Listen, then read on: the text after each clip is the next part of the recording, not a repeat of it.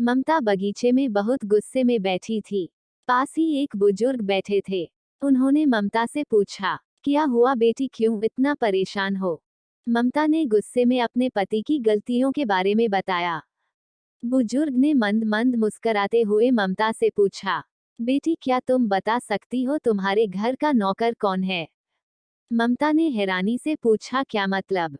बुजुर्ग ने कहा, तुम्हारे घर की सारी जरूरतों का ध्यान रखकर उनको पूरा कौन करता है? ममता ने कहा, मेरे पति।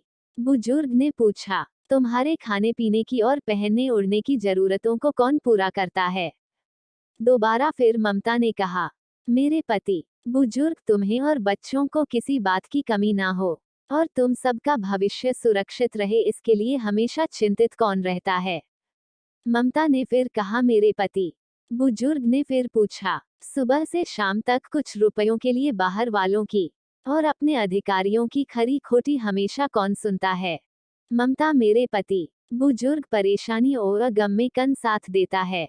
ममता, मेरे पति। बुजुर्ग, तुम लोगों के अच्छे जीवन और रहन सहन के लिए दूरदराज जाकर सारे सगे संबंधियों को यहाँ तक कि अपने माँ बाप को भी छोड़कर जंगलों में भी नौकरी करने को कौन तैयार होता है?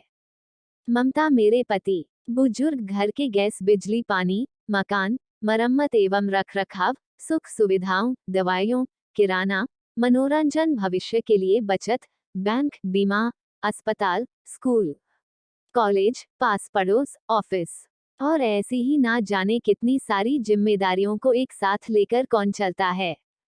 ममता, मेरे पति। बुजुर्ग, बीमारी में तुम्हारा ध्यान और सेवा कन करता है? ममता, मेरे पति। बुजुर्ग बोले, एक बात और बताओ, तुम्हारे पति इतना काम और सबका ध्यान रखते हैं, क्या कभी उसने तुमसे इस बात के पैसे लिए? ममता ने कहा, कभी नहीं। इस बात पर बुजुर्ग बोला कि पति की एक कमी तुम्हें नजर आ गई, मगर उसकी इतनी सारी खूबियां तुम्हें कभी नजर नहीं आई। मानो ना मानो, जब तुम दुखी हो तो वो तुम्हें कभी अकेला नहीं छोड़ेगा। वो अपने दुख अपने ही मन में रखता है, लेकिन तुम्हें नहीं बताता ताकि तुम दुखी ना हो। हर वक्त हर दिन तुम्हें कुछ अच्छी बातें सिखाने की कोशिश करता रहता है, ताकि वो कुछ समय शांति के साथ घर पर व्यतीत कर सके और दिन भर की परेशानियों को भुला सके।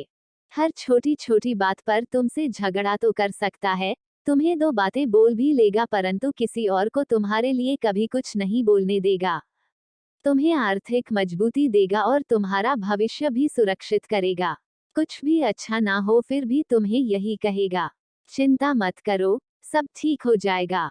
माँ बाप के बाद तुम्हारा पूरा ध्यान रखना और तुम्हें हर प्रकार की सुविधा और सुरक्षा देने का काम करेगा।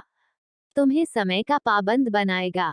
तुम्हें चिंता ना हो, इसलिए दिन भर परेशानियों में घिरे होने पर भी तुम्हारे 15 बार फोन करने पर भी सुनेगा और हर समस्या का समाधान करेगा।